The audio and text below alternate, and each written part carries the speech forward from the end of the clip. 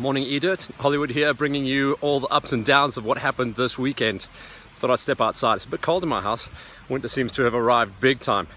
And unfortunately the rains haven't arrived in Cape Town. It was Cape Town and the Koa Bokkeveld 400 for our next round of the African Off-Road Championship. This African Off-Road Championship obviously opening up quite a long time ago. It feels like ages, but almost 2 months ago down in KZN when we saw the big bangers bring home some crazy results.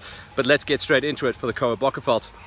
Basically, as we saw with the last round of the GXCCs, almost new winners across the board in every single category. One or two guys staying the same and staying on point and taking wins back to back, but the rest of the guys, it's going to be a wild championship. Let's start with the smaller capacities.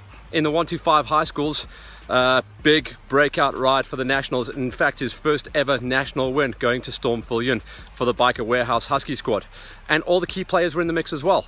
Robbie was down there, Paltzer was down there, who on point is most times the man to beat, and he had mechanical problems on his machine holding him back. So Stormy storms to his first national victory and potentially starts heading towards a national championship as well. We'll keep an eye on the young kid. In the OR3s, at the opening round, it was a breakout win in the OR3s for his first national win, as well as an overall national win to Bradley Cox. This time around, though, he mistimed it, miscalculated how hard to push in qualifying. Started way back, just inside of the top 20 overall. Had to try and plow the field, but with dust like we had down in Cape Town, it wasn't going to be an easy one. Off the box this time, 4th place. That's going to change up the championship because the win went to Stefan van Deventer. Riding out the same squad as well, Alfie Cox Motul KTM and Stefan van Deventer's first national OR3. Remember last year he moved up from the high schools. So that is a big story to watch out for as well. Like I said, new winners across the board. In the OR3s, it was a win at the opening round for Lawrence Mahoney on the factory KTM.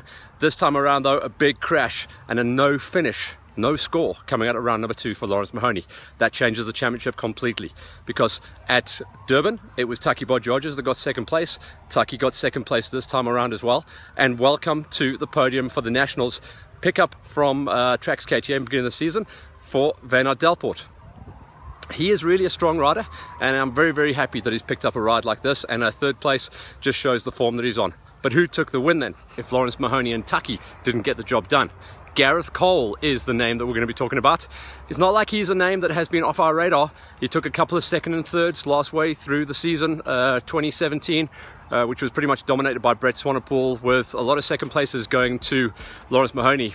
This was the guy that was there to pick up the pieces should anything else go wrong. Well, this time he got it right, and he is a breakout rider. New winner on the tour, Gareth Cole, Durban KTM. But 2 2nd places, should I say, for Taki Botjorges puts him in a championship lead at the moment. So Husky are going to be high-fiving themselves for picking up Taki at the right time as a fill-in rider for Brett Swanepoel. So that's the high schools, OR3s and OR2s. What about the big bangers? Well, the opening round was taken by Kenny. He said it wasn't a track that suited him perfectly, but he got the job done, and he's kind of a multi-talented rider. He can do a bit of rock hopping if he needs to. The man that got 2nd place to him was Ross Branch, and he is one flat-out pinner rider. That's what he is. He just loves to rip it and grip it, and the 2nd track on the tour suited his style much better. So Ross Branch takes his win, and that draws the 2 big bangers of Kenny and Branch level on championship points heading to the desert. Now we know the desert is all about Ross Branch, but Kenny is in great form. He just came back from doing his first rally to get himself ready for the Dakar. So the desert is going to be an absolute nail biter going forward. Let's talk about some of the age category riders. In the seniors, good pal of mine, Bruce Viljoen. Unfortunately, he had that head-on in the time trial at the opening round, so he got no points in the bag for that. This time around, his big 450 unfortunately had problems just in the week running up to the event, so he had to go grip the old 300, which is about a 4-year-old bike by this stage, and see what it could do. Unfortunately, the new riding style and the new way the tracks are laid out, the bike just couldn't hold together. Blew the motor, no score for Brucey, and in fact, it wasn't even a win for Bolie van Rooyen, who took the opening round win for the factory KTM squad. This time around, it was a new rider, but not a new name. A guy that we've talked about in nationals for years and years and years. He went falling off the radar for a while. He's clicked over into the age categories now. Wade Blau, coming off an incredible win at the GXCCs just a couple of weeks back, keeps his form going. He got picked up by Roost KTM. Big Ron hooked the kid up, and he is back on point. He is a new winner on the tour and a big threat to Bolie's dominance in the senior category. And in the Masters, the two-horse race of Wayne Farmer and Peter Hall. This time around, it's Hall, the only rider on the tour at the moment to go 2 for 2 and take the 2 opening rounds of rounds 1 and 2 in the Masters category. I talked to Wayne just now.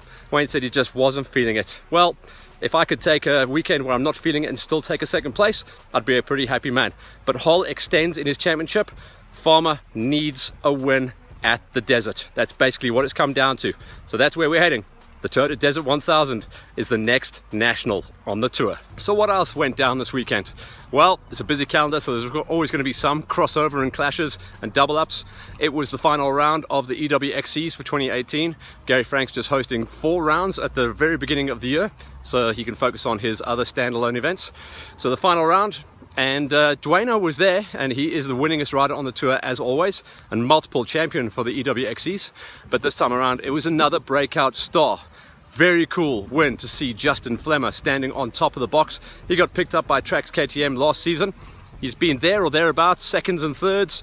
This time around, he managed to bring home his first victory, and that's going to be great because riders like Justin really need that breakout win to show that they've got it. You know, Dueno was there, he didn't have to win, and he didn't win, but on the day he got beat by Flemmer. So Flemmer going forward into next season and some of the events later on in the year like MP and Roof, he's all of a sudden on people's radar. So good job, man, real nice work. But even though Dueno was off the box, he did enough to wrap up another championship. 2018 EWXC champ, once again, Dueno. What else is coming up this month, I hear you ask? Well, next week it's the Roof qualifier. 300 slots open, but only 150 riders will be good enough to go and race the Roof in bronze category later this year. So we'll keep an eye. I know Mully and the guys from Kings of Dirt are going to be going up there and doing the filming. I'll do the voicing for that next week, and then we'll see who is the 150th rider, the last rider to get a chance to go and race Roof. We'll keep an eye on that one. And then a small break. I know there's a Motocross National out in Bloemfontein. And then at the end of the month, that's the 26th, Saturday, the 26th of May. It was supposed to be a doubleheader weekend where Lawrence Mahoney from the GXCC Club was going to be hosting a doubleheader round of the National Enduros. That's been squeezed back to just one day. So that's the 26th. Keep it in your diaries. It's not being cancelled. It is there, just a one-day event this time around. Venue to be announced. That's where we are right now. Before I take a small moment, gather myself and get ready for the crazy racing month of June. Thanks for hanging in there with us, and well done to everyone who made the big trip down to Cape Town to bring home the bacon. A lot of new winners on the tour. Very exciting heading into the desert. That happens at the end of June. We'll be bringing you all of that information, of course.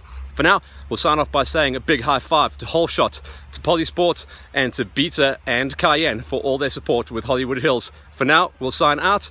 Enjoy a little bit of sunny winter weather with another coffee, of course, and we'll catch you guys next week. Cheers.